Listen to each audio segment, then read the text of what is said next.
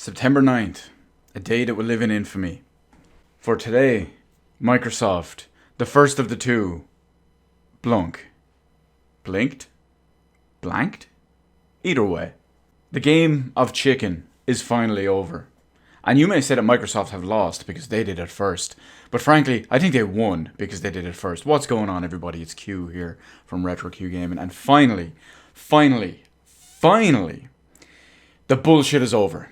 Now, it's not completely over. There's still a little bit left to go through. But for the most part, it's over. We all know with the upcoming consoles from Microsoft and Sony, the Xbox Series L, and, well, I guess the Xbox Series S, which is real and we'll talk about in this video too, and of course the PlayStation 5 and the PlayStation 5 All Digital Edition, we had two companies constantly waiting for the other one to move first, to announce the full proper release date, not just a month, and the price, of course. So it finally happened. Earlier on in this week, we had the Xbox Series S properly leak, and then be officially confirmed and announced. So real quick, we'll go over the specs of the Xbox One S. Of course, it's the Xbox next generation console. It's the lower power cut down version. Essentially, the CPU is almost exactly the same. It is ever so slightly, marginally slower to the point where it shouldn't make any difference whatsoever. It is a physically smaller unit that looks like a small little speaker, a lower powered GPU in both compute units and speed, resulting in a GPU about 1/3 of the power of the Xbox Series L. 4 teraflops versus 12. 10 gigabytes of RAM instead of 16. 512 gigabyte SSD instead of a 1 terabyte SSD. Other than size, the actual SSD in specifications is exactly the same.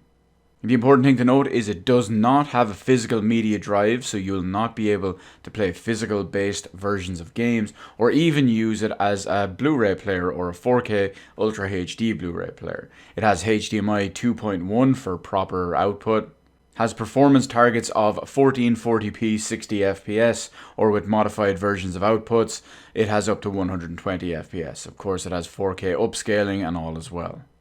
But the key for this one really is the price point. It has a manufacturer suggested retail price of $299, €299, and £249. So for the average confused consumer come this Christmas when they want to buy little Timmy one of 4 consoles, 2 of which are pretty much the same thing and 2 of which pretty much aren't, yeah, it's a bit of a woo lad. And at the same time, Microsoft have finally announced the proper price and proper release date of the Xbox Series L. Now, we're not going to go into the specifications of the Xbox Series L. We've already beaten to that for months at this point.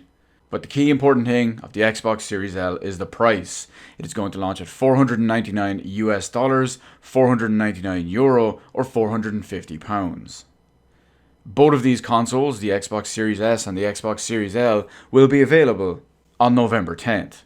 And will be available for obvious standard purchase, or you can use the Xbox All Access subscription-based system, which will also include things like Game Pass Ultimate, which now has EA Access rolled into it as well.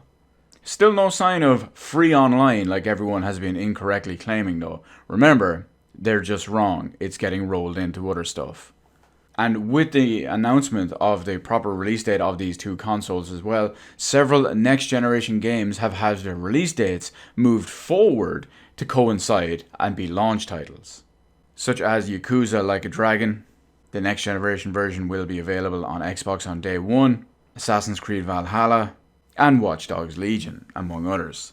So overall, the important thing to note here is that while the Xbox Series S is smaller physically and less powerful, it still is significantly more powerful than the Xbox One X. So despite the, it's 6 teraflops versus 4, that's not how these things work when you have a next generational CPU versus a Jaguar. And when you have a proper RDNA 2 based GPU versus, well, GCN piece of crap, it's still a significant generational leap that couldn't be done on previous hardware.